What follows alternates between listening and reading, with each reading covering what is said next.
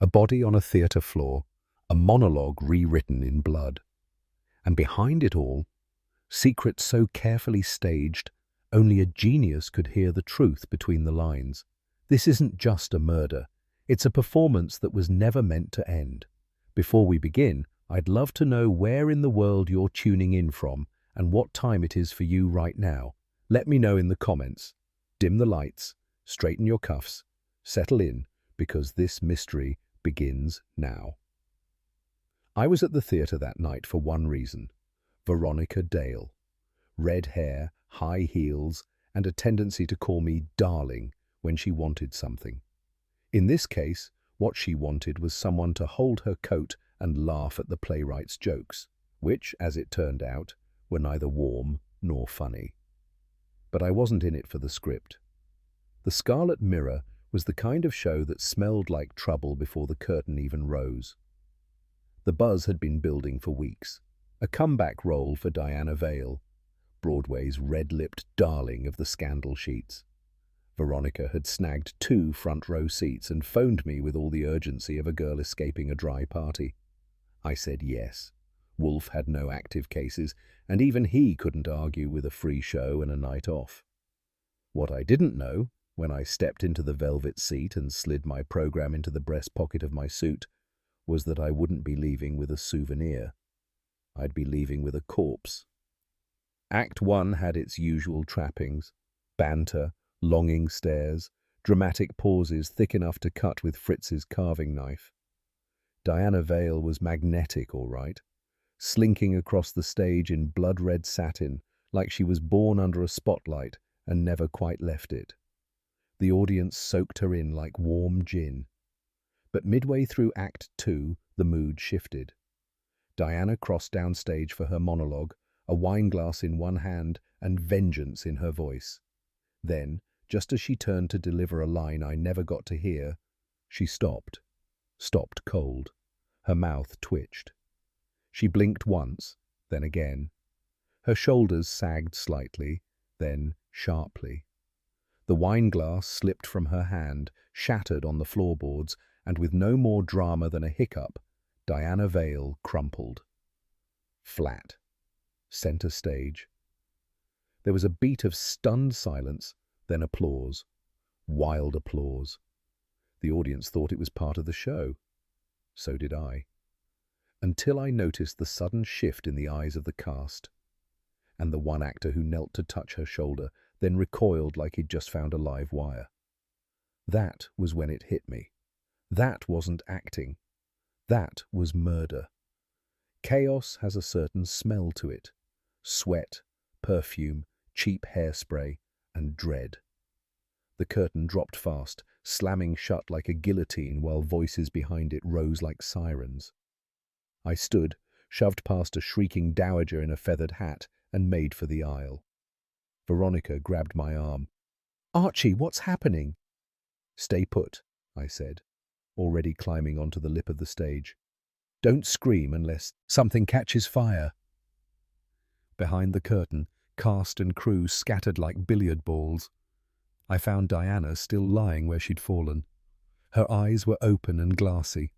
Her face was tilted just slightly to the left, lips parted in a final, unfinished line. The dress was soaked red, but not just from wardrobe dye. There was a small, tight hole just beneath her collarbone, clean, precise, and very much not stage makeup. I looked around. No blood spatter, no prop gun, no anything. Just an empty stage, a dead woman, and a scent in the air that didn't quite match the rest. Cordite. Someone had fired a real bullet, and then vanished. The first person to crack was the stage manager, a wiry fellow named Hal with a clipboard and the attention span of a shaken martini. He ran in, froze at the sight of Diana's body, and dropped the clipboard like it had grown fangs. She wasn't supposed to." I put up a hand. Nobody was. Lock the doors. Nobody leaves.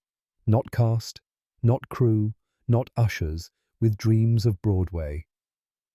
The assistant director fainted next, but her collapse was graceful. Less so was the young understudy, Lila Shane, who burst into tears and tried to make a break for the hallway before I stopped her with a shoulder check that would have made Wolfe proud. "We need a phone," I said, "and someone better call the cops before I do it myself. Make it snappy." They looked at me like I'd announced auditions were cancelled forever. "Who are you?" Hal stammered. "Licensed private investigator," I said, "and tonight's unlucky winner of front row murder." Someone ran to the house phone. Someone else gagged behind a curtain. I knelt beside the body again. Diana Vale, starlet, scandal maker, and living headline, had just delivered the last line of her career. Problem was, I didn't buy the script. By the time the first blue coat showed up, the theatre had all the atmosphere of a sinking ocean liner, whispers, crying, and too many people pretending they saw nothing. The officer was young, overconfident, and already scribbling names on a notepad before he hit the dressing room hallway. "Name?" he barked at me. "Goodwin," I said, pulling my license from my wallet with the smooth efficiency of a man who's done it before. "Archie, private investigator. Been licensed longer than you've had that moustache." He blinked at the badge. "You a suspect?" "No, but I am about to be very uncooperative if you don't let me preserve the scene until homicide gets here." I added a soft, "And tell your boss that Nero Wolfe will want a word." The kid's eyebrows jumped, and just like that, I was left alone, and officially in deep. I slipped out before the next wave of law enforcement arrived, weaving through ushers and shaken patrons who were being herded out like confused cattle. Veronica found me near the lobby doors, mascara smudged and voice trembling. "I don't want to know," she said, grabbing my coat sleeve. "Do I?" "Probably not," I said. "Go home, and stay away from velvet ropes for a while." She left. I stayed. Outside, the theatre marquee buzzed like an anxious bee. The Scarlet Mirror, starring Diana Vale, still lit, still proud, still a lie.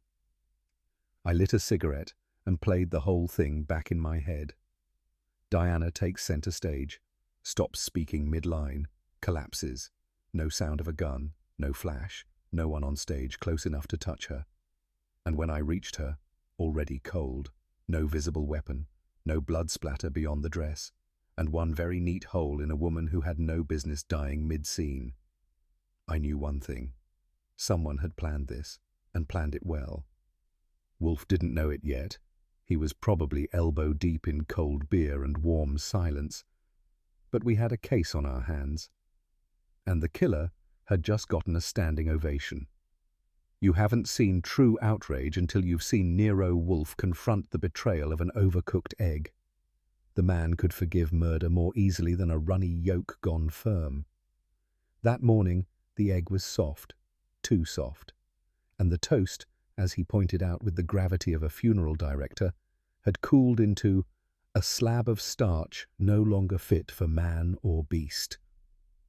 He was mid-tirade, hands poised over his breakfast like a conductor preparing to scold the brass section, when the doorbell rang. "Pfui," he muttered. "At this hour, it can only be one of three things: a charlatan, a lunatic, or a client. I shall wish I had refused." I left him to his grief and opened the door. The woman standing there wore red from collar to hem and looked like trouble wrapped in cashmere. Diana Vale. I recognized her from theatre posters, magazine covers, and one uncomfortable night when I'd paid $6 to watch her cry on stage and convince an audience she liked men. "Miss Vale," I said, stepping aside. "You're just in time. The toast's still warm, barely." Behind me, Wolfe exhaled like someone had just announced prohibition had returned. She swept in like a stage queue, not waiting for an invitation. Red wool, high-heeled confidence, and perfume so bold it made the orchids flinch. Diana Vale, the critics said, could silence a room with one raised eyebrow. At Wolfe's table, she didn't need the eyebrow, just a name. You may have heard of me, she said, removing her gloves with the delicacy of a surgeon unwrapping gauze. Wolfe grunted. You are Miss Diana Vale, a performer. An actress, she corrected, settling into the red leather chair across from his. And this morning, a very frightened woman. I moved to take her coat. She let me, barely. I'm being threatened, she said. Someone from my past has reappeared. They want money, and if I don't pay, they'll reveal something that would ruin me. Wolfe's eyebrows arched like bridges under strain. Reveal to whom? And what precisely is the nature of this alleged ruin? She faltered, just slightly, then recovered. I can't say. Not yet. But it's real. I thought someone told me you handle delicate things. I do, Wolfe said, when clients are less vague. I caught the look she threw me, desperation behind lacquered lashes. But Wolfe was already leaning back. He smelled drama, and he hated drama almost as much as bad toast.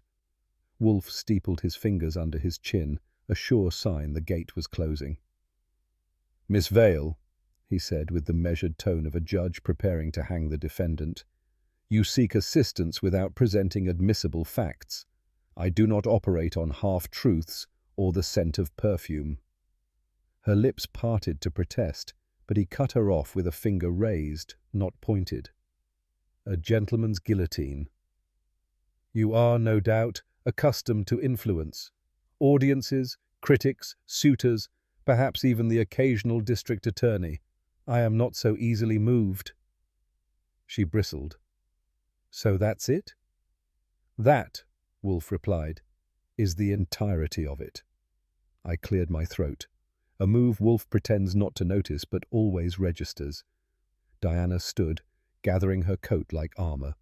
She looked smaller now, not in height, in presence. The spotlight had dimmed.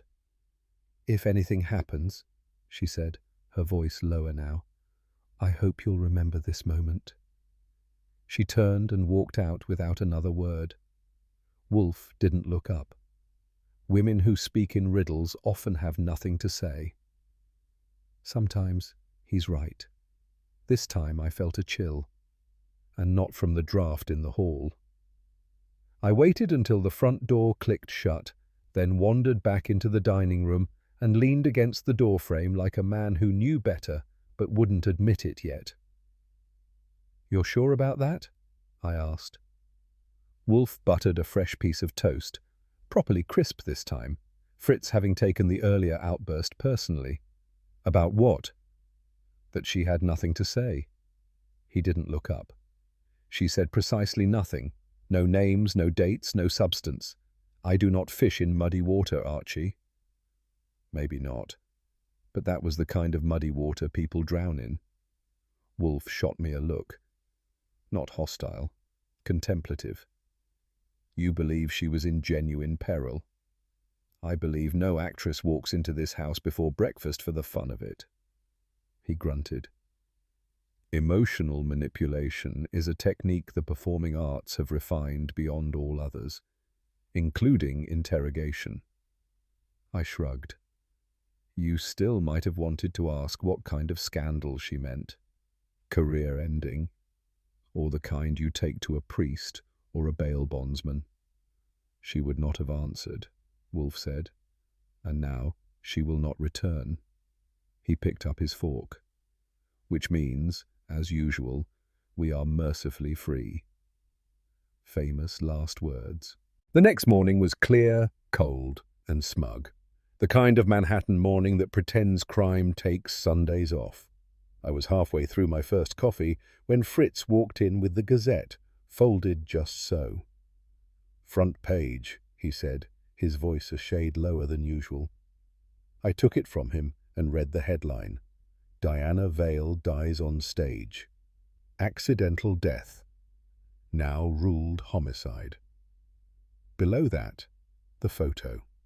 Diana in a press gown, smiling, unaware she was being framed for her obituary. I brought the paper into the office. Wolfe was at his desk, sipping tomato soup from a delicate porcelain cup like it was burgundy. I laid the Gazette in front of him, open. He read the headline, blinked once, and set his spoon down with a sound like punctuation. Good God. She wasn't bluffing, I said, and you weren't listening. He didn't speak for a full 10 seconds, long enough to drain the room of noise.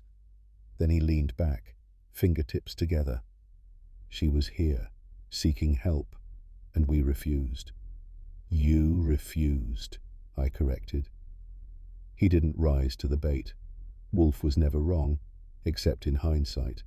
This time, the guilt showed like a watermark, and guilt, on Nero Wolfe, was rare as a second helping of overtime. Wolfe paced. Wolfe never paces. When he moves, it's usually in relation to orchids, beer, or an incoming meal.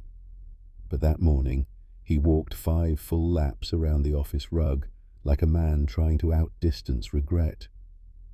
She died after leaving this house, he said, less than 24 hours later. I sat with the paper, rereading the article aloud. Collapsed during Act 2. Audience applauded. Later found to be real gunshot wound. No weapon recovered. Police baffled. He stopped mid-step.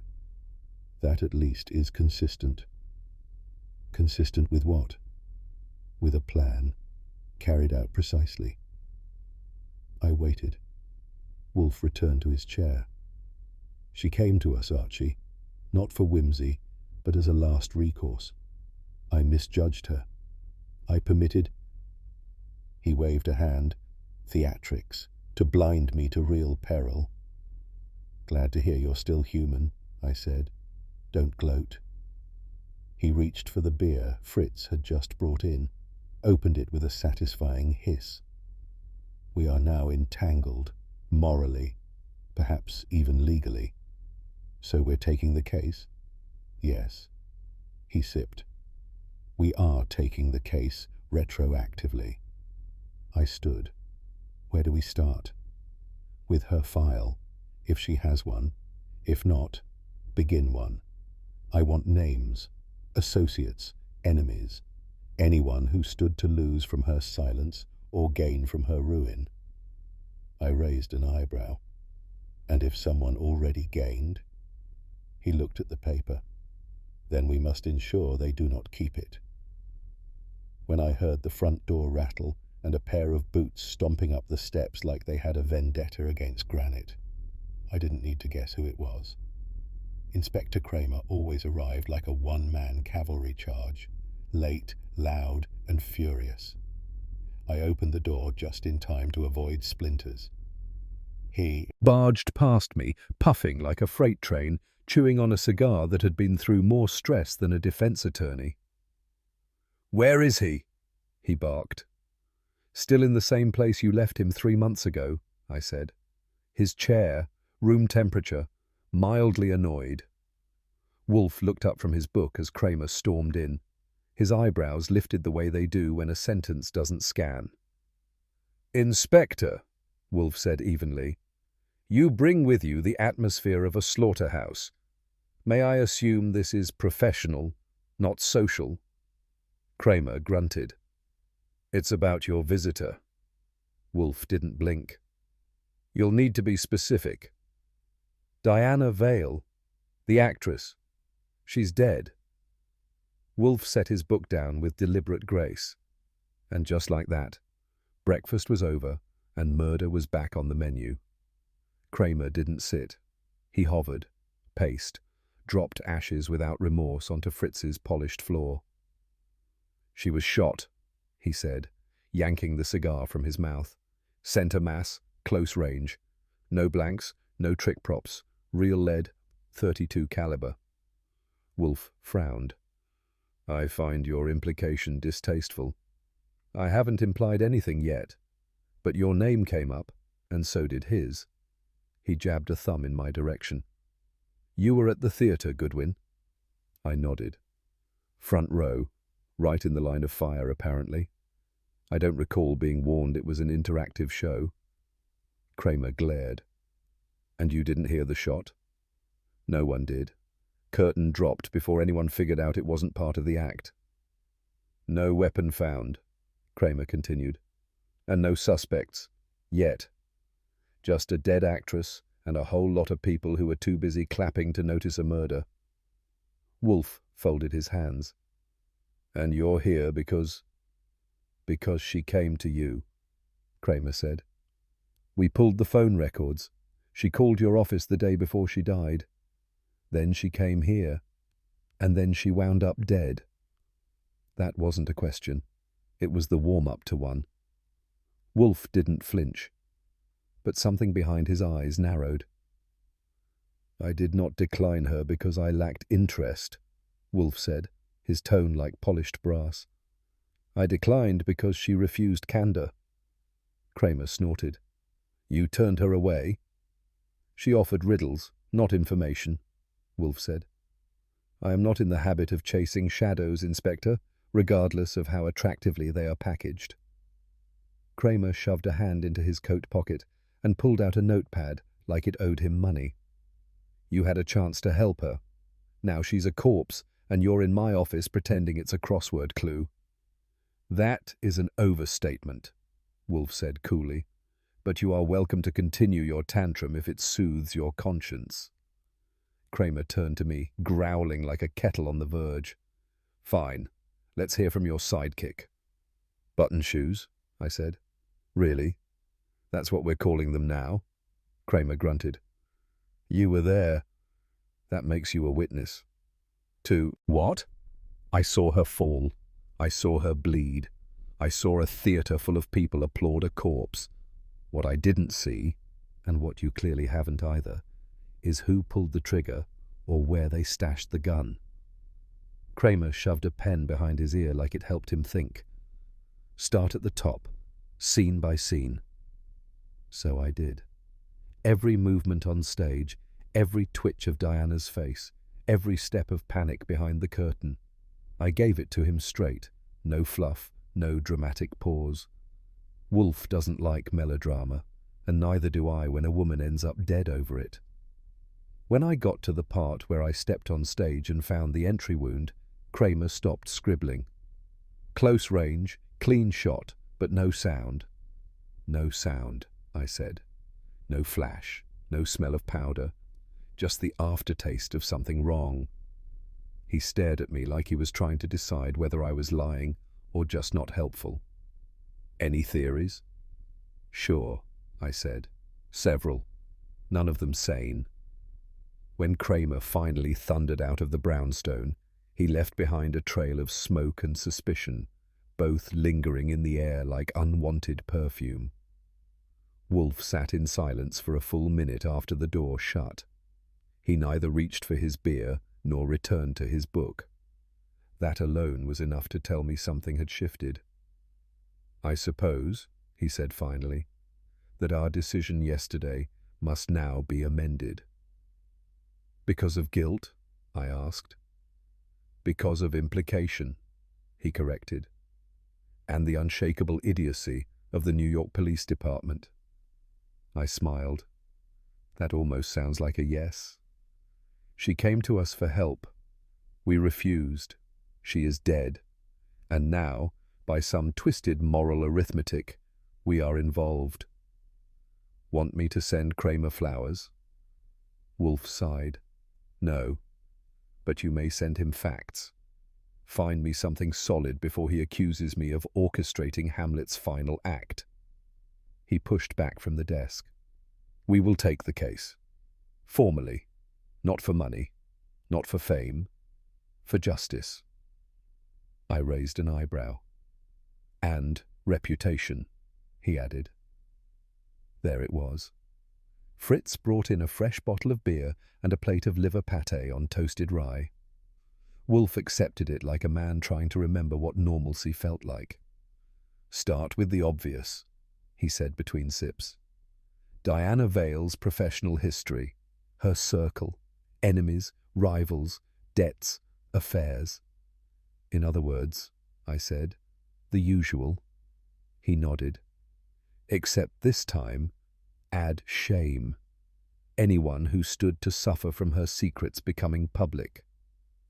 I went to my desk and pulled the file I'd started. Thin, but not empty.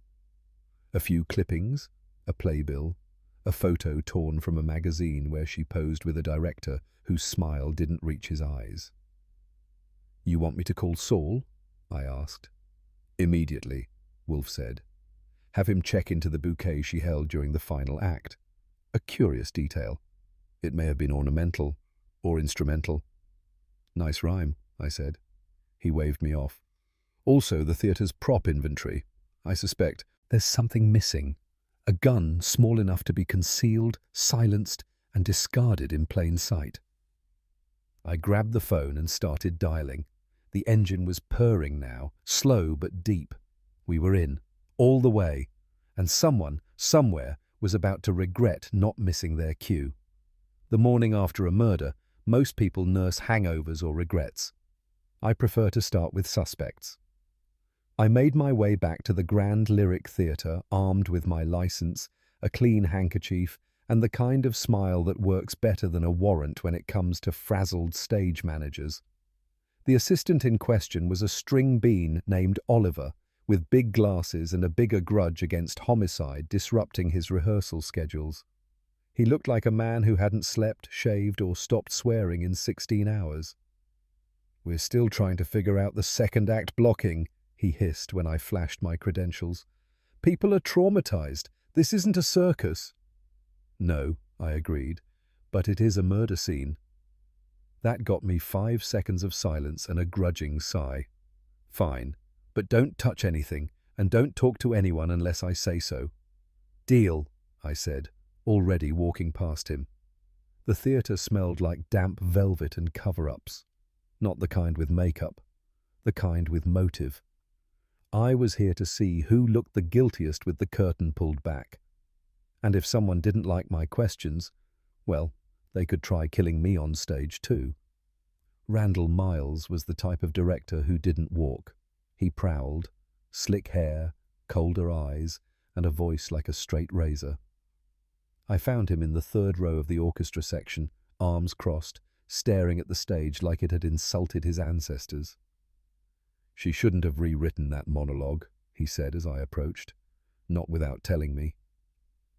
"You mean Diana?" I asked, leaning against the aisle rail. She changed the rhythm.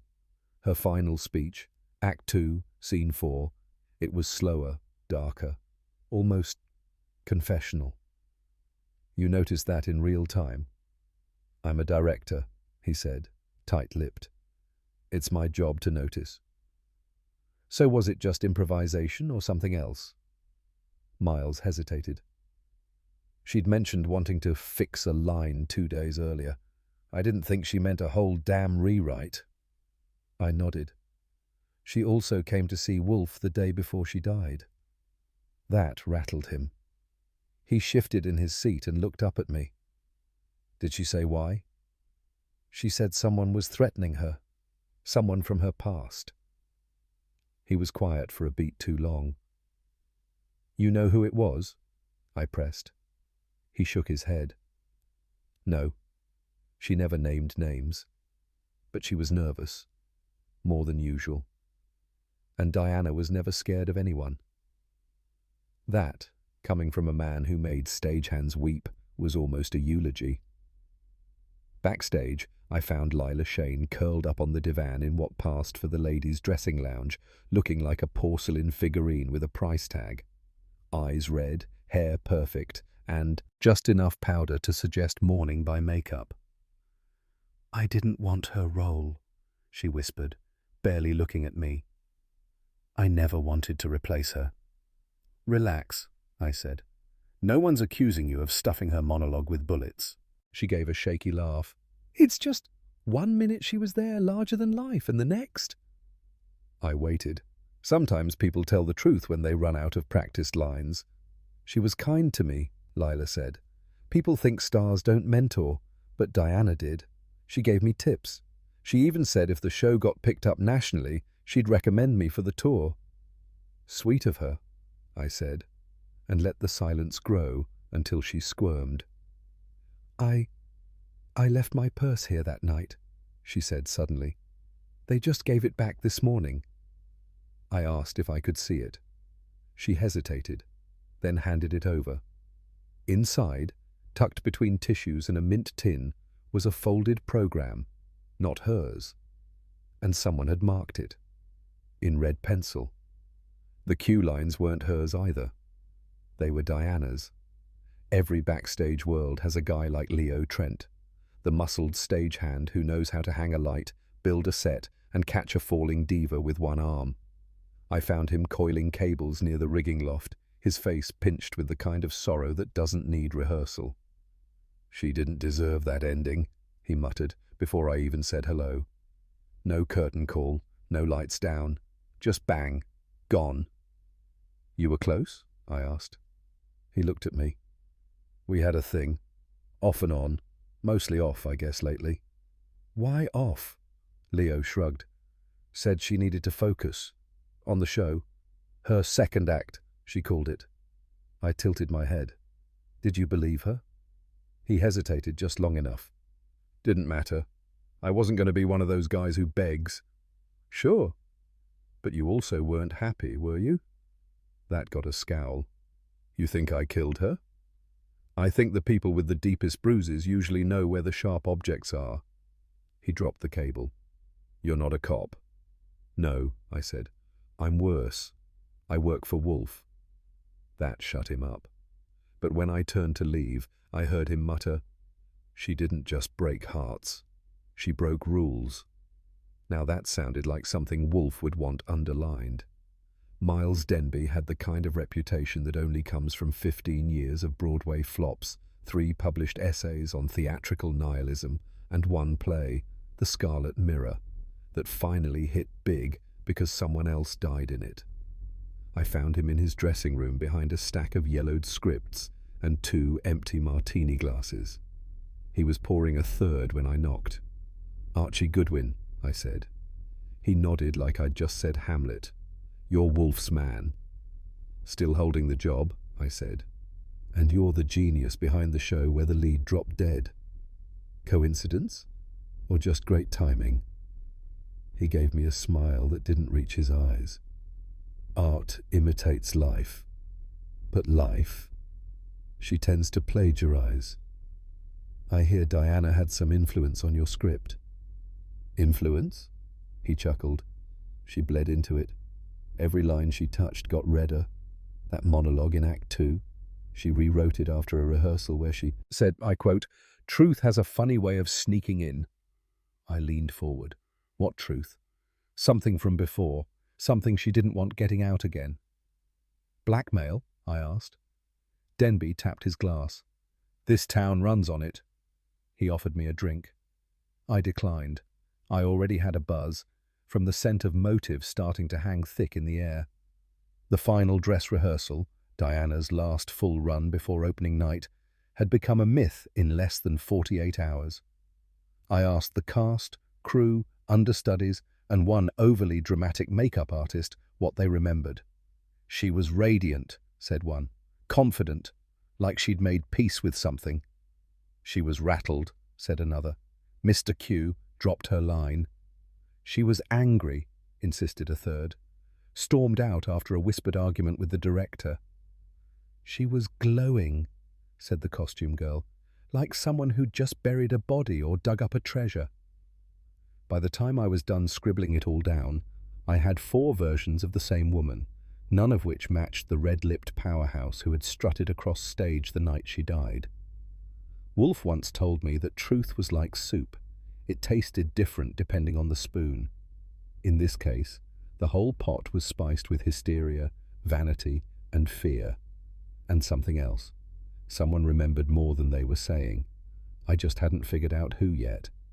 But when 4 stories don't line up, one of them isn't just wrong, it's deliberate. And deliberate is Wolfe's favorite flavor of lie. By the time I pushed through the stage door back into the Manhattan afternoon, I had enough notes to fill a small memoir and enough contradictions to write a new play. Working title, Everyone's Lying, and one of them's a killer. Tucked in my breast pocket was the most curious item of the day, a torn stage cue sheet rescued from a trash bin near the costume rack. Half a page, crumpled, ripped at the bottom, with Diana's final speech scribbled in margin notes. Not typed, handwritten, by someone left-handed. I stepped out into the street, lit a cigarette, and started cataloguing the contradictions in my head. The missing bouquet, the altered lines, the rewritten script, the stares that lasted half a beat too long. All of it swirling into a question mark Wolfe would want nailed into a period. I could already hear him saying, "Your impressions, Archie, are as useful as a wilted dahlia unless converted into facts." Well, facts were tricky in show business. But lies were dressed to kill, and this performance wasn't over. Wolfe, like most men of intellect and pride, does not enjoy the phrase, "I don't know." It sits poorly with his digestion and even worse with his sense of control. And that afternoon, after I had returned from the theatre's back corridors, smelling like old curtains and cheap hairspray, I got to hear the verbal equivalent of a steam boiler letting off pressure. "Let us review," he said, setting down his fork and turning his chair a half-inch, which for Wolfe meant serious business. Miss Diana Vale was felled by a gunshot wound to the upper chest. Medical examiners confirm it was a small-caliber slug, .32, likely jacketed. I nodded from my desk. No powder burns, no entry damage beyond the hole. Very clean. Indeed. And what did you hear during the performance? Applause. One cough behind me. No bang, no flash, no trigger-pulling violinist. Wolfe tapped a finger on the arm of his chair. No weapon found, no sound reported, no residue. Yet the wound is undeniably ballistic in nature. This, Archie, is intolerable. It's also real, I said. Diana's just as dead as she was yesterday.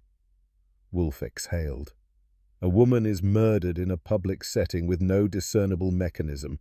Either the murder weapon never existed, which defies reason, or it has been concealed with such skill that I must admire the ingenuity, if not the morality.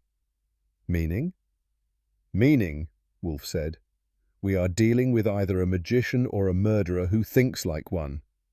If there's one thing I've learned in this business, aside from how to hold a pistol and a conversation at the same time, it's that a killer who's clever enough to hide a gun in plain sight usually isn't clever enough to keep it there.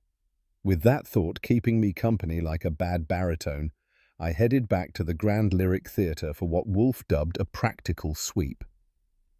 Translation: you poke around with your eyes open and hope your gut does the rest. I brought a flashlight, a notebook, and a mild headache from the previous night's bourbon. The stage was locked, but Oliver, the assistant stage manager, grudgingly let me in after I flashed my license and offered him a donut I had no intention of actually giving him. Diana's final steps on stage had been simple: center, downstage, pause, monologue, collapse. No trapdoors, no confetti cannons, no ceiling rig where a gun might have been reeled in with fishing line and a prayer. So unless the laws of physics had taken the night off, someone had fired a shot, ditched the weapon, and gotten away with it. For now. The theatre's sound booth was a square box high above the back row, filled with sliders, switches, and enough blinking lights to launch a spaceship.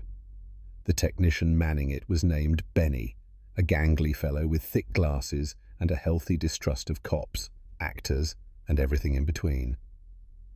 "Nothing came through the mics?" I asked him, peering over the console. "Nope," he said. "I had the board hot for the ambient track. If there'd been a gunshot, it'd have spiked, like crazy, but the waveform stayed flat. No spike, no bang." He nodded, like she just dropped. "Any chance your board missed it?" "Only if the laws of physics got rewritten and didn't send me a memo." I tapped a knuckle on the control panel. So you're telling me a woman was shot and nobody heard it? Benny shrugged. Subsonic round, suppressor, or maybe the bullet wasn't the point. That's poetic, I said. He pointed at the stage through the booth window. This place is a temple of illusion. People see what they want to see. Maybe someone turned that into a murder weapon. Wolfe wasn't going to like that. Metaphors made him testy. The flower situation took a strange turn the minute I tracked down the theatre's resident florist, a petite brunette named Gina, who looked like she could wrangle roses and corpses with equal efficiency. She wanted real roses, she said, arms folded. Opening night only, white ones, 11 of them. Why 11? I asked. No idea. She was insistent, down to the minute. Had me bring them just before curtain. Where are they now? She blinked. Gone. Disappeared after she collapsed. No one saw where they went, not in the props cage, not backstage, just poof. Who usually handles props between scenes? Depends. But if Diana placed it herself, nobody else would have touched it. She had her rituals. I tried to picture it. Diana walking on stage, gripping a bouquet like a bride to her own funeral, and somehow getting shot in the same breath. And you're sure you gave her the bouquet? Real roses? She frowned. Cut myself arranging them. They were real, all right. Blood and thorns. That gave me a chill I didn't like. If the bouquet was gone, then maybe it wasn't just sentimental fluff. Maybe it had something to hide. Backstage, there's a small room known affectionately as the junk crypt. Officially, it's the prop cage. Unofficially, it's where bad ideas and forgotten objects go to moulder in theatrical limbo. I had to bribe Oliver with 2 promises and 1 thinly veiled threat to get the keys. One locked cabinet in particular caught my eye, labelled Period Weapons, Do Not Remove. Naturally, I removed it. The door creaked like it hadn't been opened since vaudeville died. Inside was a dusty sabre, a tarnished flintlock, a pair of wooden dueling pistols, and not much else.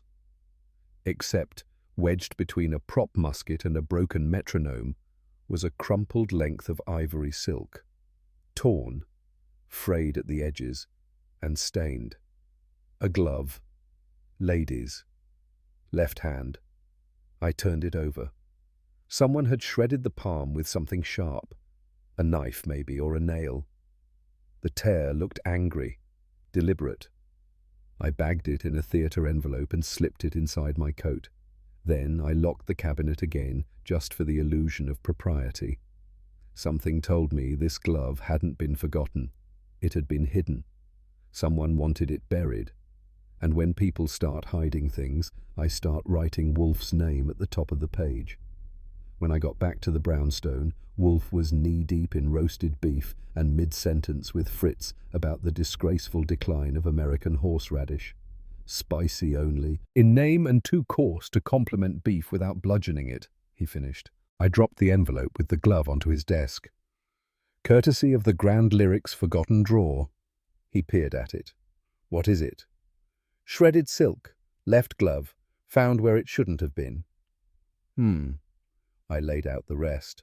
The vanished bouquet, the florist's story, the sound technician's clean board, and the fact that Diana Vale had walked into a live performance holding roses and exited it with a bullet wound and no audible gunshot. Wolfe chewed slowly. Thought. Then wiped his mouth with ceremony and leaned back. There is, he said, a psychological component to illusion. The audience's willingness to believe the fiction before them can be weaponized, not merely to deceive, but to distract. You think someone used that? I think someone understood it intimately. He tapped a finger on the desk. The bouquet is key. Real roses, 11 stems, unaccounted for. A silenced firearm, disguised or embedded. Perhaps inside the bouquet itself. I blinked.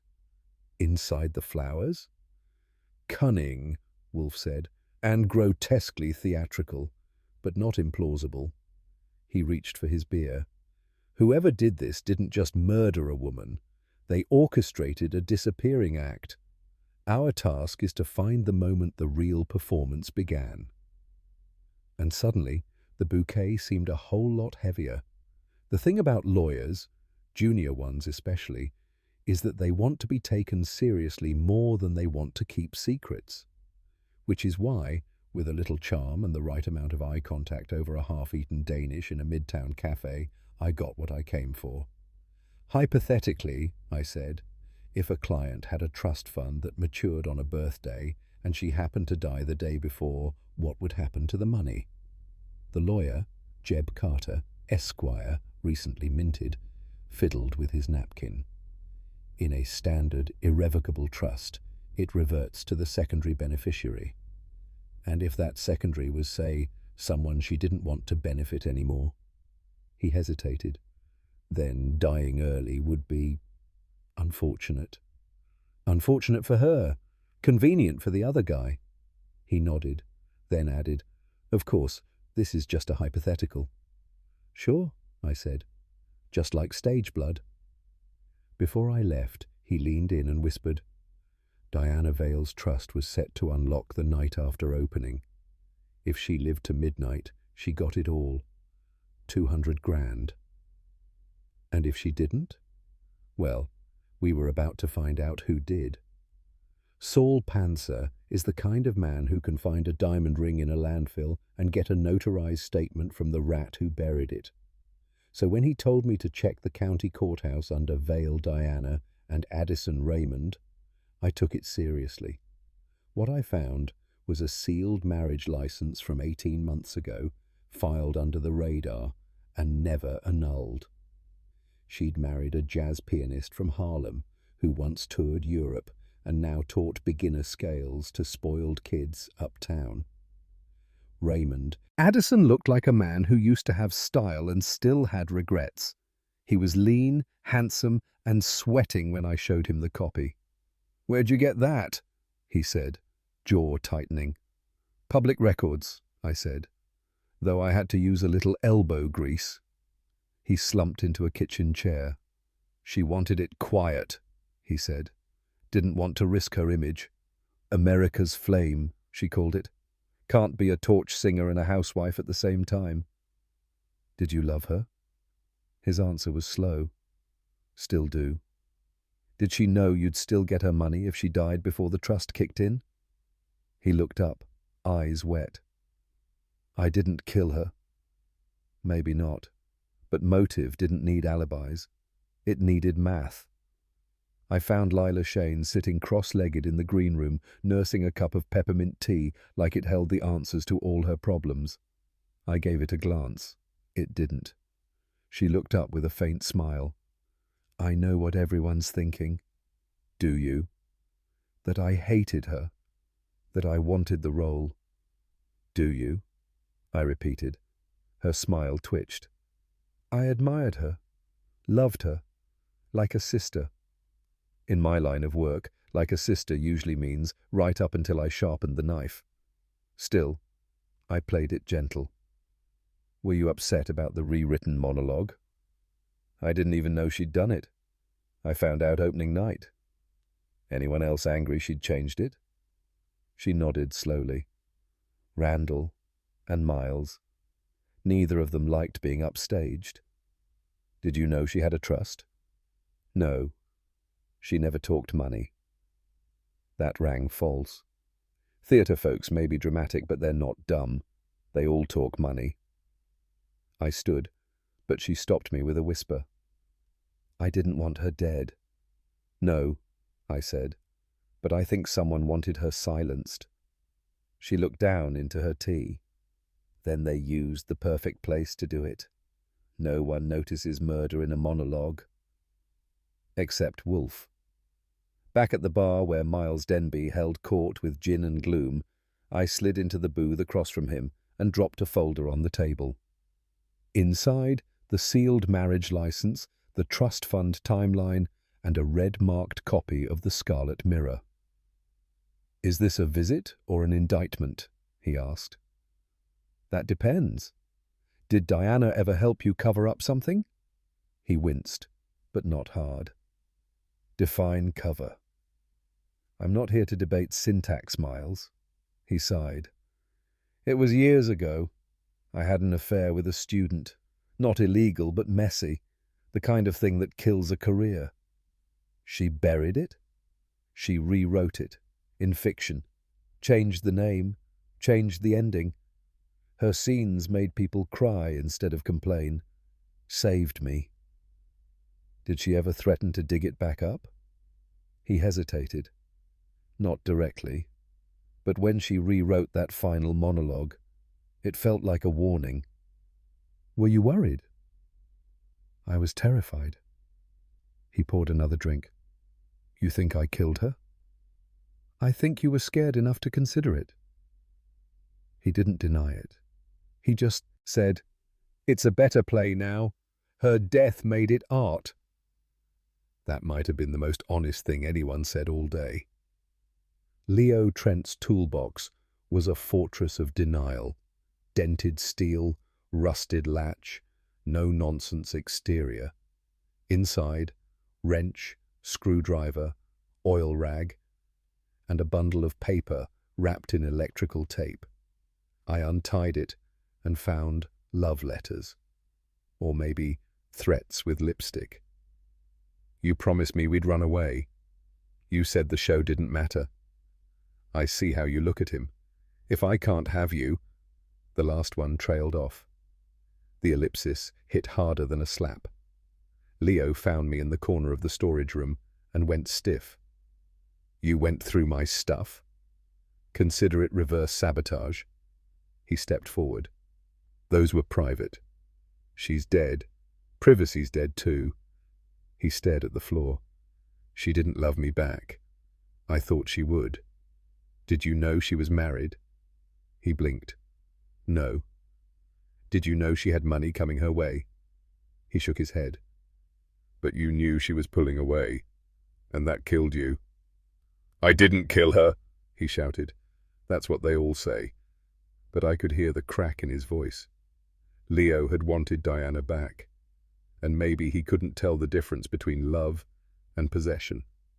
The final piece of the greed and glamour jigsaw came from a phone call with a man whose voice sounded like velvet soaked in bourbon and broken promises. Vince Carcetti, former Hollywood agent, current shadow in a nice suit. She was going to blow the lid off a studio deal, he said. Said she was tired of pretending. What kind of deal? Contract gag order. They paid her to keep quiet about a director who got handsy back in '44. Big name, still around. She'd take the money. Back then, yes. Last month, she said she wanted to give it back, with interest. That ever work in Hollywood? He laughed. Only if you want to get buried under an accident report. Was she scared? Terrified, but also mad. She had leverage. Said if she didn't make it through opening night, the truth would. Did it? There was a pause. I don't know. You tell me. I hung up and scribbled his name on Wolfe's list. The kind of man who helps you make a problem disappear, and who knows just where to leave the gun when he's done. Back home, I handed Wolfe the stack of notes, copies, and crossouts. He scanned it all like a general surveying the battlefield. 6 suspects, I said. 6 motives, 1 murder. He set the pages aside, took a bite of roast beef, and chewed with dangerous calm. Miss Vale, he said, was adored, worshipped, desired, feared. He sipped his beer, then added, and that makes her the most lethal kind of woman. He rang the bell for Fritz. Bring the mustard. There's something about mornings that start with Fritz humming Puccini and the scent of roasted Guatemalan beans wafting from the kitchen that makes a man reluctant to answer a ringing phone. Unfortunately, it was my turn on the rotation, and since Wolfe considered phones an affront to civilized discourse, I picked up. It was just past 8, which in theatrical time is practically the middle of the night. On the other end, I heard the breathy stammer of a stage manager who sounded like she'd just seen Banquo's ghost. And it hadn't waited for its cue. Lila Shane. There's blood, Mr. Goodwin. And the door, she locked it from the inside. We couldn't get in. We had to break it. But That was all I needed. 20 minutes later, I was at the Empire Theatre, flashing my license at a uniform whose moustache outranked his badge. The hallway outside Lila's dressing room was a cacophony of whispered panic and the scent of stale makeup. Kramer was already there, planted in the doorway like a disgruntled statue, his eyes sweeping the room with professional disdain. Inside, Lila Shane's corpse was curled like a question mark against the faded brocade fainting couch. Her boa, a flamboyant purple beast I'd seen on stage just the week before, was wrapped snug around her throat in a grotesque parody of a costume change gone wrong. A makeup mirror was shattered at her feet, her lipstick frozen mid-swipe on the counter. Kramer handed me a note sealed in one of those pretentious envelopes actors use when they want to sound like Tolstoy. His expression was more sour than usual. Found this next to the body. Read it. I did. It was handwritten in a loopy, dramatic scrawl. To the world, I couldn't bear the guilt any more. I took Diana's life in a moment of madness. She had everything, the role, the love, the light. I had nothing but shadows and rage. Now I pay. Goodbye. I raised an eyebrow and handed it back. Reads like someone auditioning for a death scene, I said. Kramer grunted. It's open and shut. Jealousy, guilt, rope around her neck, locked door. What else do you need? I glanced again at the boa. Too staged, too perfect. And Lila's eyes, frozen open, wide with something that didn't look like regret. Just one thing, I muttered. A second opinion. Wolfe's. And that's when I saw it. Something out of place among the costume jewellery and rouge, a smudge of faint red clay on the carpet near her heels. Nothing in that room was red clay. Nothing should have been red clay. But I tucked that tidbit away. Because if there's one thing Wolfe taught me, it's that a murder done up like a stage act always forgets its weakest prop. By the time I got back to the brownstone, Kramer had already called Wolfe. Fritz let me in with a sympathetic look and a plate of roasted quail legs, which I declined. My appetite tends to take a rain check when strangled women are involved. Upstairs in the office, Wolfe was comfortably seated in his chair, his bulk a testament to both evolutionary stubbornness and Fritz's butter-heavy cuisine. He was flipping through a stack of clippings from Variety as if they personally offended him. Across from him, Kramer loomed like a thundercloud in search of a downpour. She left a note, Kramer barked. She killed Diana, then herself. Case closed. Wolfe gave him a look usually reserved for particularly stupid questions from publishers. Theatricality, he said.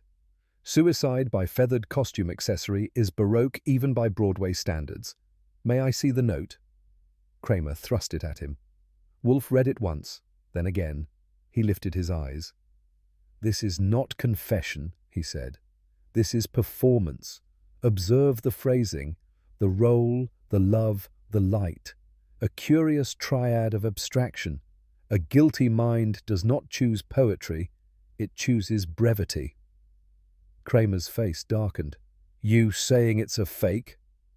I am stating, Wolfe said, that if Miss Shane intended to unburden her conscience, she might have selected a medium more effective than theatrical flair and purple velvet. The whole affair reeks of fabrication. I added, also the door was locked, but there's a busted hinge. Someone forced it, which means the lock is circumstantial, not conclusive. Kramer narrowed his eyes at me. You see invisible ghosts now, Goodwin?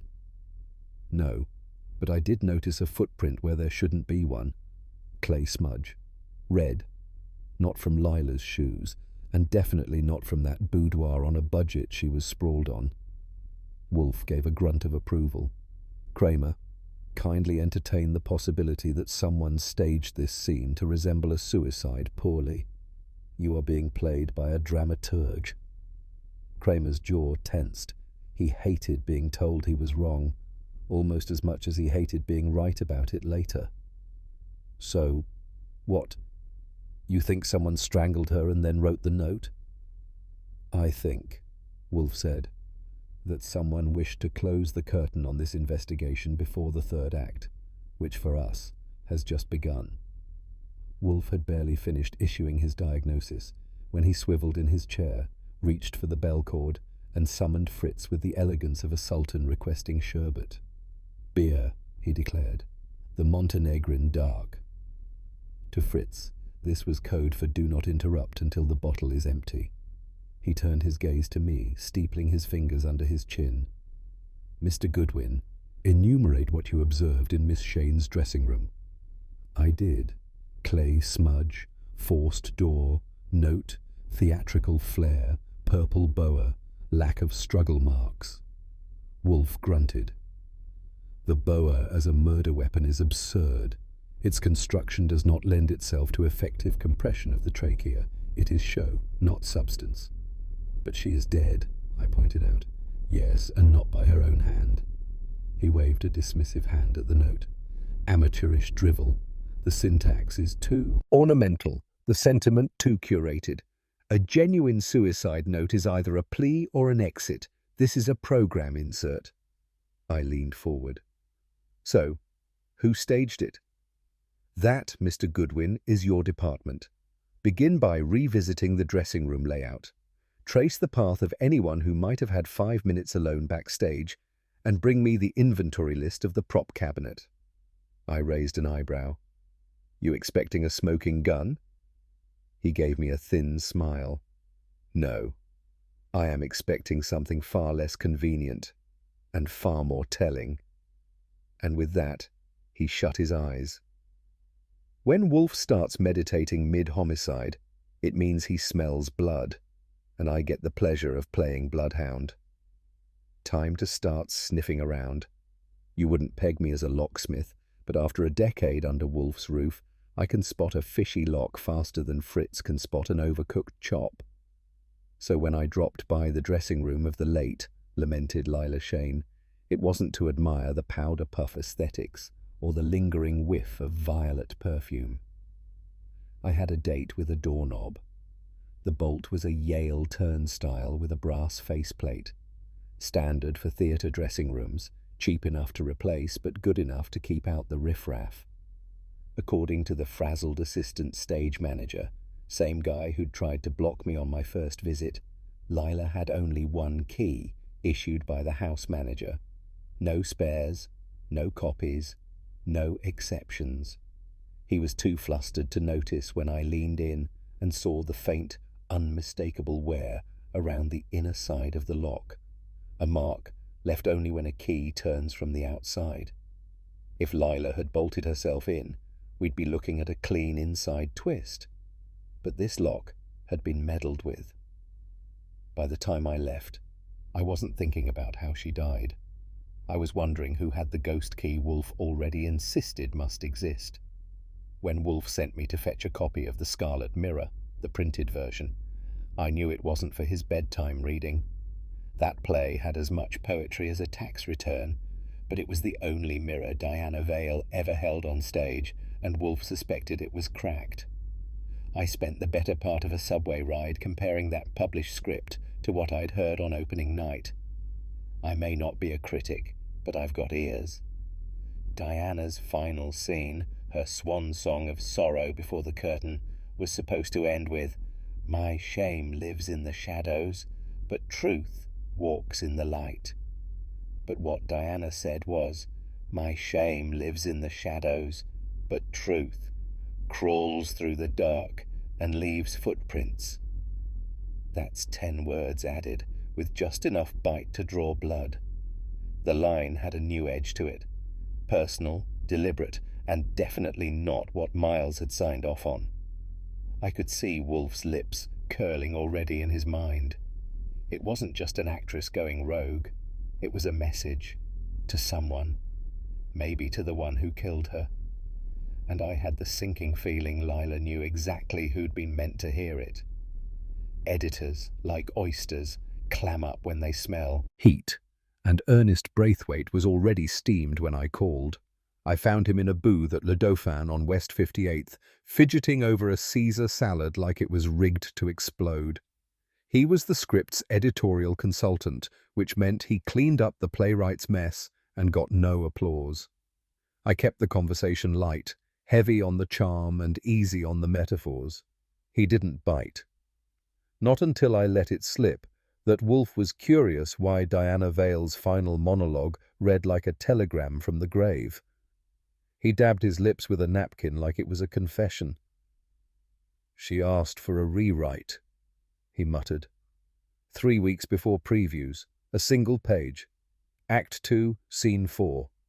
She said it was personal, asked me not to log it officially. "Did she get approval from Miles?" I asked. He stiffened. "She said he'd review it privately.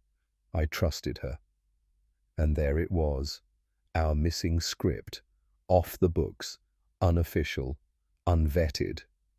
That meant someone on set had reason to worry about what Diana said on stage, and more reason still to keep Lila from repeating it. Wolfe had retreated to the red chair, beer in hand and scowl in bloom. I'd barely finished my rundown when he grunted, a sound halfway between disgust and triumph. "This," he said, "is no crime of conscience. It is a crime of continuity." I raised an eyebrow. "You mean like a director's nightmare?" He swiveled his gaze to me. "Mr. Goodwin, cease. The truth is frightfully simple. Miss Shane was not silenced by guilt. She was silenced because she posed a threat, not to reputation, but to chronology." He tapped the script I'd handed him with one thick finger. Diana Vale altered her lines, lines which, to someone involved, struck too near to a hidden fact. The editor confirms she submitted them. You confirm she performed them. But that performance diverged from the published version. I nodded. And Lila was there, backstage. She heard every word. "Indeed. And perhaps," he added, "she understood the subtext." He paused, eyes narrowing. Thus, our murderer struck again, not to expiate guilt, but to edit the past, permanently. It was a neat theory. But as Wolfe tilted back his glass, I had the gnawing sense he was still waiting for one final cue. And whoever had written this play, twisted and bloody, wasn't done writing yet. Wolfe doesn't like letter writing. He considers it a relic of weak men and strong postage. But when he does put pen to paper, the result reads like a royal summons, assuming the monarch in question is suspicious, corpulent, and prone to Latin quotations. That morning, he dictated 4 invitations in the key of Baroque. "You are cordially requested to attend a private reading of an unreleased scene from the Scarlet Mirror at my residence this Thursday, 8 o'clock post-meridium. Your unique perspective will be invaluable to this confidential engagement. Attendance is imperative." By unreleased, Wolfe meant fabricated. By confidential, he meant theatrical. And by imperative, he meant, "I dare you not to come." He had me type them on cream vellum, seal them in scarlet envelopes, and messenger them by hand. No postal system interference, thank you. "Will they take the bait?" I asked, sliding the last envelope into my coat pocket. He lifted an eyebrow. "Actors, Mr. Goodwin, are more susceptible to vanity than moths to flame, and directors more than either." He was right. This wasn't an invitation. It was casting, and Wolfe, as ever, already had the ending scripted. Transforming Wolfe's sacred office into a set took more guts than sense, but Fritz and I went at it like stagehands with a grudge. The orchid timer ticked above the door like a judgmental metronome while we rearranged the chairs, cleared the desk, and turned Wolfe's globe bar into a makeshift footlight. "I am not moving that desk," Fritz declared. "You don't have to," I said. "Just angle the chair. Wolfe needs gravitas, not splinters." I positioned the red leather armchair dead center, facing the row of guest chairs we'd aligned like pews in a courtroom. One seat in the front row sat deliberately empty, lit from above by a shaded lamp I'd rigged to flicker slightly, a subtle spotlight, just creepy enough to make a suspect sweat. On the wall behind Wolfe's chair, we tacked a blown-up photocopy of Diana Vale's final script page, the altered monologue, mounted like a playbill in a theatre lobby. Wolfe stepped in, surveyed the room, and nodded. "Acceptable," he said. "Now let us see who dares audition." If the furniture had been stage dressing, the real performance was about to begin. If you ever need a man to vanish and reappear carrying something incriminating, Saul Panzer is your guy. You could lose him in a phone booth, and he'd still come out holding a confession and a coffee. While I reviewed the guest confirmations, yes from Miles Thane, yes from Olivia Devane, hesitant yes from Conrad Vale, and an absolutely yes from our old pal director, Renzo Camari. Saul slipped out through the service door in Fritz's kitchen with the grace of a thought that didn't want to be spoken. His assignment? Wolfe had whispered it to him during breakfast. Well, Wolfe's version of whispering, which is like thunder in Latin. Saul was to pay a little visit to the prop house at the Scarlet Mirror Theatre and locate a particular bouquet, the same one that had been left for Diana on opening night, the one no one had claimed sending. Wolfe suspected it had never been meant to charm. In fact, it might have concealed a snub-nosed secret tucked inside the baby's breath. Saul didn't say a word. He just nodded, tipped his hat, and disappeared. Back at the brownstone, we prepared for the curtain to rise. At 7:58 p.m., I cracked open the door, and the evening's cast began to drift in. You've never seen such reluctant punctuality. Miles Thane entered first, wearing a three-piece suit that screamed Tony Hopeful and cologne that threatened to sue for libel. He gave me a nod and an eye roll in equal measure. Renzo Camari, trailing his usual scarf and overconfidence, followed with Olivia Devane on his arm, her cheekbones sharp enough to slice rope. The widow Vale came dressed in raven black, with just a touch of powder like someone attending her own emotional funeral. Last came Conrad Vale, slumped, silent, and staring straight ahead like he'd wandered in from a ghost story. I ushered them into their assigned seats. No one spoke. Miles cleared his throat twice. Olivia crossed her legs like a guillotine. Conrad refused wine, refused smiles, and refused to make eye contact with the chair left empty in the front row. That was Wolfe's idea. A seat reserved not for a guest, but for a memory. The place where Lila Shane might have sat, if she hadn't ended up in a dressing room, bloodied and silent. The room was thick with silence. Wolfe cleared his throat, and the script began. "Mr. Goodwin," Wolfe said, steepling his fingers. "Begin." I took my place beside the makeshift lamp and unfolded the single page Wolfe had placed in my hand that morning. The paper was creased once, as if it had been folded around a gun. "Tonight's reading," I announced, "is from a previously unreleased version of The Scarlet Mirror, Diana Vale's closing monologue." Renzo's eyebrows twitched. Olivia pressed her lips together. I read slowly. I gave it rhythm. Wolfe had insisted. Each phrase had to land like a dropped coin in a quiet room. "My shame lives in the shadows, but truth crawls through the dark and leaves footprints." Eyes flickered. Miles looked at Renzo. Renzo didn't blink. Conrad flinched like someone had brushed past his spine. "Love is a mirror in scarlet," I read, and I broke it. That wasn't stagecraft. That was a shot fired across a private war. I stopped. "Is that the end?" Olivia asked, voice cool. "No," Wolfe said, his voice as dry as chalk. "That is the beginning." The suspects sat rigid. No applause, just the sound of guilt trying not to breathe. And Wolfe, his eyes gleaming now, prepared to strip the code bare. Wolfe didn't rise. He never does, unless an earthquake or Fritz insists. But his voice carried through the room like a gavel wrapped in velvet. "There are illusions," he began, in Miss Vale's final monologue.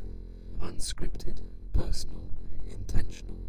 I have had them transcribed and analyzed." Renzo snorted. "It's theater. Everything's an illusion." "Indeed," Wolfe said, "but not everything is an accusation. Consider, truth crawls through the dark and leaves footprints. A metaphor, possibly, but Diana Vale rarely trafficked in vagueness." He lifted a finger like an exorcist with a syllogism. "She was, I believe, signaling that someone she knew had been following her covertly, perhaps blackmailing her, perhaps threatening her. And the line, 'I broke it,' deliberately shifting the play's symbolic mirror from shattered innocence to personal guilt." He let that hang, a noose of silence in the air. "The subtext," Wolfe said, "wasn't written to provoke applause. It was written to provoke fear, directed at someone in this room." I glanced at the empty chair, lit just enough to suggest presence. Wolfe looked toward the front door. "And Mr. Pantzer," he added, "has just arrived with the murder weapon." A bouquet, wrapped in innocence, hiding something deadly. The door eased open on cue. Saul Pantzer stepped in with all the drama of a butler delivering biscuits, except these biscuits were laced with gunpowder. He held the bouquet in both hands, wrapped in cellophane that still clung to the memory of roses. But there was no water tube, no florist's card, just stems, green ribbon, and something oddly weighted. "Mr. Wolfe," he said, handing it over, "found it stuffed behind a false panel in the prop vault, hidden in a lighting rig crate. No fingerprints, but—" He nodded to me. I took it, unwrapped it like it was a baby bomb, and showed them all what Saul had found. Nestled inside the bouquet, beneath foam cutouts and velvet petals, was a .32 caliber pistol, modified with a custom silencer, still oily, still faintly floral, still smelling of theater and death. Olivia gasped. Conrad stood. Renzo turned ghost white, and Miles took one deliberate step back. "The bouquet was delivered to Diana Vale," Wolfe said, "but never meant to be seen again, until now." The suspects stared. The empty chair stayed silent, and Wolfe's trap, scented with roses, finally bloomed. When the last suspect crossed the threshold of the office and took their seat, right under the watchful eye of Wolfe's freshly dusted globe, I knew we were on. The room had that electric hush of opening night and firing squad rolled into one, and I was standing stage right with the world's most acerbic playwright seated behind his desk. Fritz, who'd been drafted into security duty, loomed near the door like a Swiss knife stagehand with a black apron and a mean stare. He gave me the faintest nod, all present and accounted for. Wolfe adjusted his cuffs, steepled his fingers, and gave the room a civil nod that was somehow more menacing than any growl from Kramer. "Ladies and gentlemen," he began, his voice a velvet scalpel, "I thank you for honoring my invitation. I have taken the liberty of assembling you here to illuminate a certain dramatic ambiguity." 3 faces twitched, 1 blinked, and the 4th, our grieving director, sat as motionless as a wax bust. Wolfe's eyes narrowed. You see, a performance was given, and another, quite different, was intended.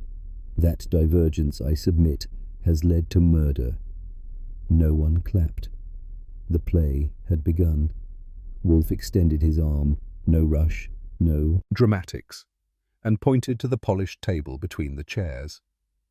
On it sat a modest crystal vase holding 6 roses, already beginning to droop at the edges. You'd think it was a prop left behind by a romantic who'd read too much Tennyson. "It is, I confess," Wolfe said, "an exquisite specimen of subversion. Mr. Panzer retrieved it from the theatre's prop house this morning." Diana's agent, Miss Kramer with the permanent squint, leaned forward slightly, eyes narrowing. The director stiffened. The playwright, now perspiring under a wool cravat, opened his mouth and shut it. Wolfe continued. "Within the largest bloom, beneath the petals, concealed in a lacquered chamber, was a .32 caliber firearm, the barrel shortened, the trigger spring-loaded, and yes, fitted with a rudimentary silencer. I leave the elegance of the construction to your imaginations." He looked at me. I nodded. Ballistics matched the slug in Lila Shane's shoulder. And just like that, the room exhaled a collective breath. The bouquet sat there like a magician's top hat with blood under the brim. "It was not thrown away," Wolfe said. "It was hidden in plain sight, because to destroy it would be to erase a message." A pause. Then Wolfe leaned back. "And someone here could not risk that message being understood." The roses sagged further under the weight of implication. "You mistake Miss Shane's role," Wolfe said, eyes closed, hands tented. "She was not an actress in the true sense. She was an interloper, a witness." That stirred the pot. The director shifted in his seat like his trousers were stuffed with pine cones. The playwright looked suddenly pale, and the agent studied her fingernails like they held the answer. "Miss Shane," Wolfe continued, "was the understudy, and understudies, like ghosts, haunt the wings. They hear things, they see things, they notice what others dismiss." "She found the bouquet?" the director asked, voice a croak.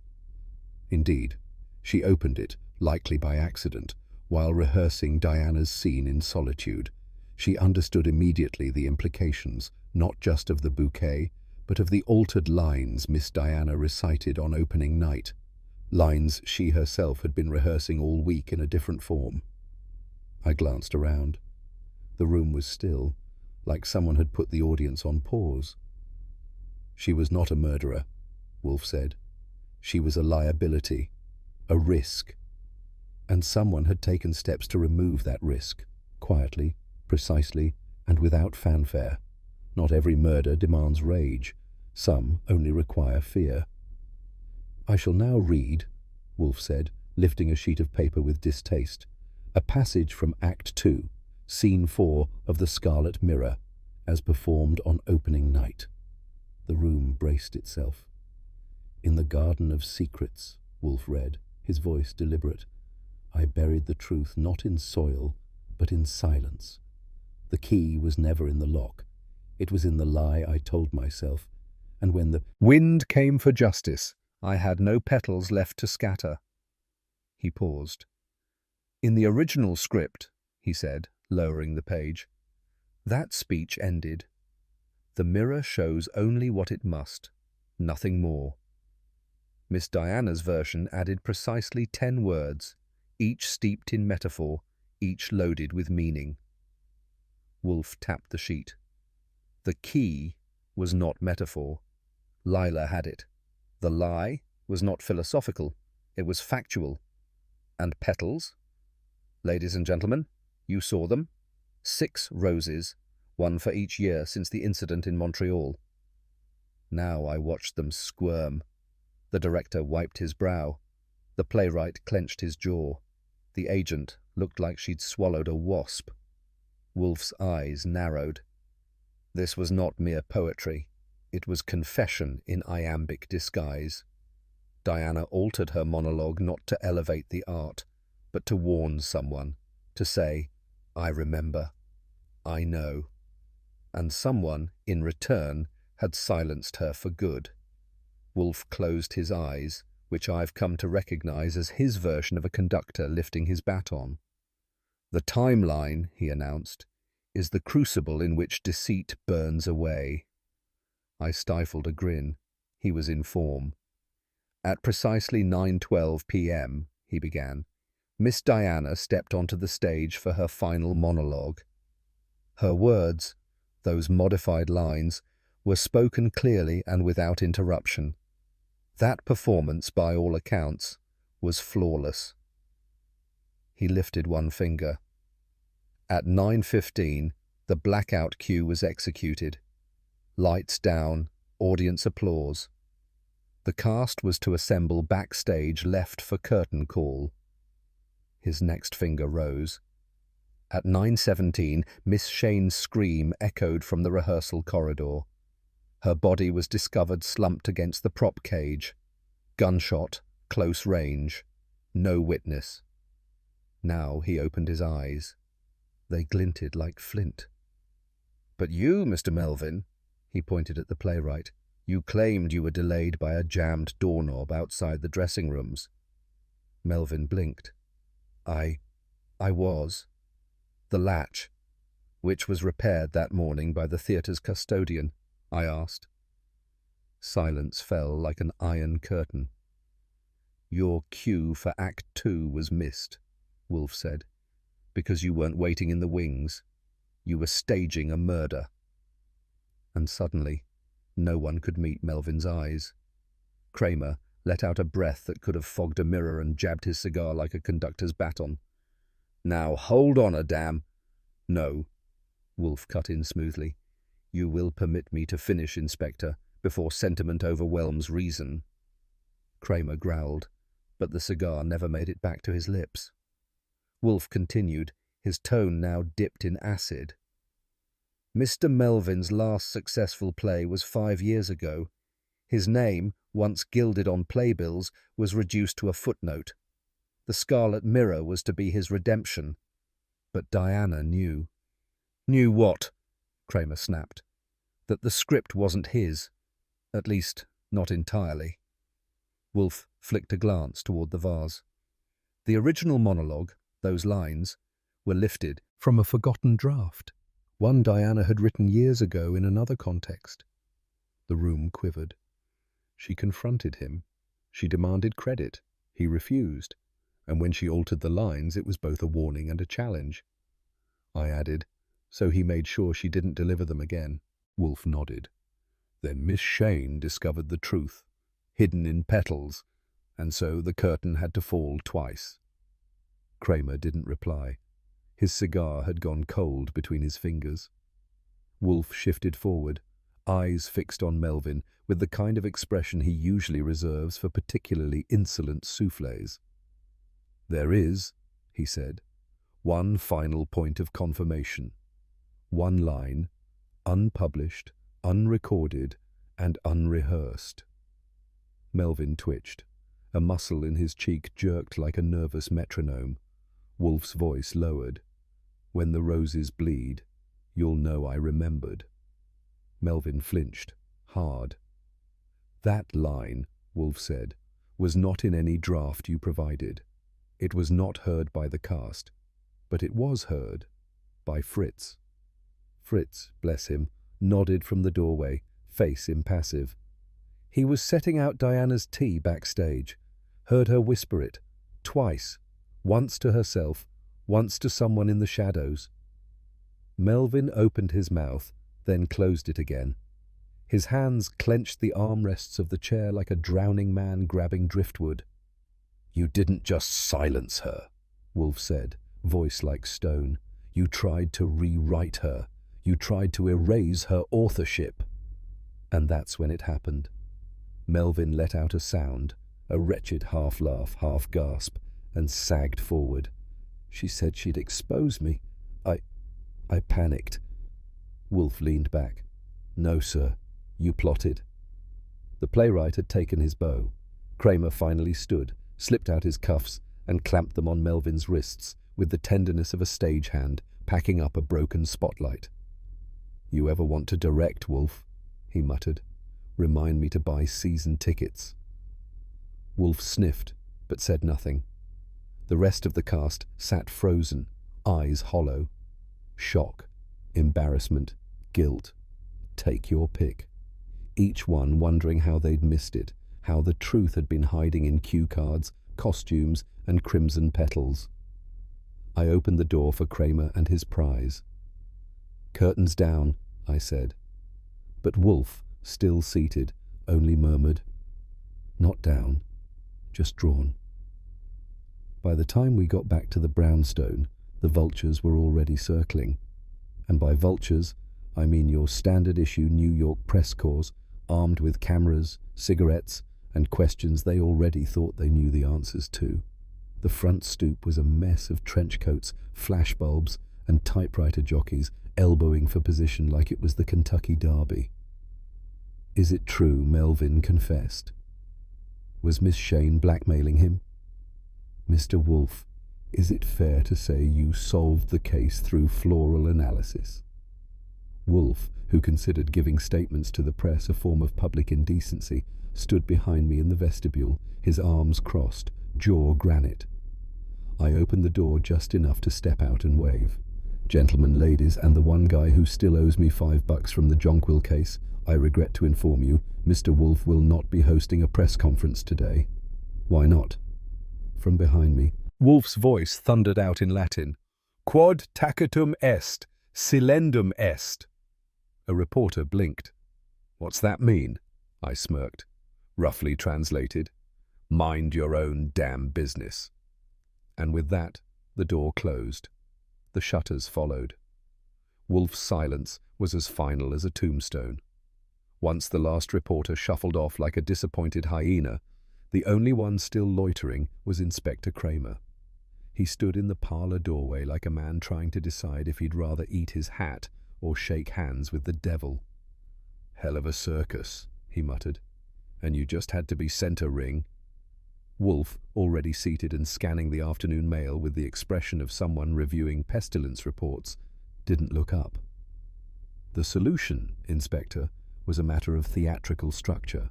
I merely followed the script logic.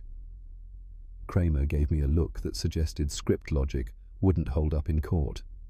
He turned toward me. You, Goodwin, you're still technically a witness. Technically, I said, but I prefer charismatic narrator. Smart mouth. He grunted and rubbed the back of his neck. Still, thanks. That last word came out like it was extracted with dental pliers. Wolfe glanced up. Are you unwell, Inspector? I'm fine, Kramer growled, just choking on the fact that you were right. Again. He turned on his heel, paused at the door, then added over his shoulder. You ever decide to join the force, Goodwin? Get a lobotomy first. I gave him a two-finger salute. Noted. With Kramer gone, and the last echoes of scandal fading like the third act of a bad operetta, Wolfe rose with the grace of a man mourning his dinner hour. He paused at the foot of the stairs. Euripides was right, he said, more to himself than anyone else. In every tragedy, there is a chorus of the damned. Sure, I said, but Euripides didn't have to deal with unionized stagehands and Kramer's ulcer. Wolfe ignored me, of course. As he began his majestic ascent, he added, 5 acts, always 5. Even modern murder plays by ancient rules. He vanished upstairs like a man returning to Mount Olympus. I stayed downstairs, not out of deference, but because Fritz had appeared with a chilled bottle of beer and a look of pity that bordered on clerical. Your evening's reward, Mr. Goodwin, Fritz said, setting the glass down on the side table. Thanks, Fritz. You're the real chorus of salvation. He bowed slightly and left without another word. The beer was crisp, cold, and entirely uninterested in the metaphysics of stagecraft. For a minute, the world made sense. Then the phone rang. I didn't answer. Not yet. The beer worked its magic, but curiosity is the one hangover I never shake. So an hour later, I grabbed my coat and headed back to the Red Marble Theatre. Unfinished business, you might say, or just a gut feeling that there was one last thread dangling like an orphaned hemline. The place was mostly dark, the backstage area lit by the emergency glow of low-voltage bulbs and the dying scent of grease paint. I expected silence. What I got was Colleen, the costume designer, with a scotch in one hand and a sewing kit in the other. "You again," she said without surprise. "Me again," I agreed. "This seat taken?" She motioned to the stool beside her. I sat. We talked shop. How Diana used to stitch her own cuffs. How Melvin couldn't tell wool from synthetic. How someone had once mistaken a red corset for a fire hazard and pulled it mid-show. I said I'd come to ask if she'd noticed anything else. Any signs Diana had suspected the ending. "She always knew the stage was a confession booth," Colleen said, "but she never confessed her own sins, not out loud." We drank to that. As I stood to go, she touched my arm. "You know," she said, "you're more handsome when you're not chasing shadows." I smiled. "Yeah, but I make more sense in the dark." She let me go with a shrug and a half smile. I walked out into the street, collar up, mystery intact. Before I left, I stepped out onto the stage. The script was still on the prop table, pages dog-eared and ink-smudged. I flipped to Diana's final monologue. "When the mirror breaks, who collects the shards?" Her voice whispered between the walls. Or maybe just in my head. She'd written her own lines, lines that never made it to the published version. Wolfe said it was artistic mutiny. I thought it was prophecy. She'd stood here, in the spotlight, speaking to an audience that didn't know they were watching the last act of her life. The theatre smelled of dust, perfume, and something older, something that clung to curtains and memory. I sat in the front row, reading the words again. "I'll leave behind petals, not prints." I don't know if she meant to be poetic or precise, but I do know this. She left a trail no one saw until it bloomed too late. Wolfe would say she invited her fate. Maybe. But some scripts are rehearsed in silence, performed only once, and then buried beneath applause. I closed the script, left it where I found it, and walked back out into the night. By the time I returned, the brownstone was quiet, except for the distant hum of Wolfe's voice drifting down from the orchid rooms, something about hubris and vengeance, probably quoting Aeschylus or some guy with too many vowels. I headed for the kitchen. Fritz had left a fresh bottle of beer, chilled and faithful, with a note that simply read, "For peace." I took it to the office, loosened my tie, and sat at Wolfe's desk. Just for a minute. It felt almost sacrilegious. I raised the glass. "To Diana," I said, "the ghost who outwrote her killer." I drank. "To Melvin, may prison curtains fall hard." I drank again. "To Wolfe, whose sense of drama is only matched by his taste in beer." A longer sip. And then I added, "To me, who still doesn't get paid enough for monologues and corpses." Upstairs, Wolfe's voice intoned something in Greek that I didn't catch but assumed was either profound or smug. I reached for the beer label. It read, "Brewed with integrity and hops." Seemed like a good motto for life. Outside, the city was putting itself to bed. Inside, the lights dimmed one by one. I left the last lamp on, just long enough to finish the drink and scribble down the final note of the case.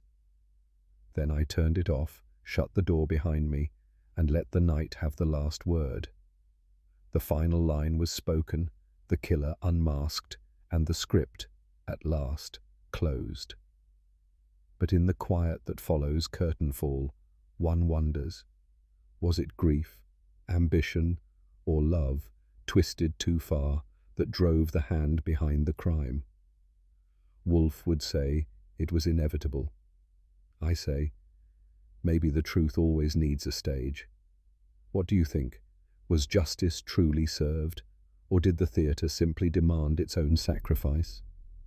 Let me know your thoughts in the comments, and if you enjoyed the mystery, be sure to like the video, share it with someone who loves detective stories, and subscribe for more.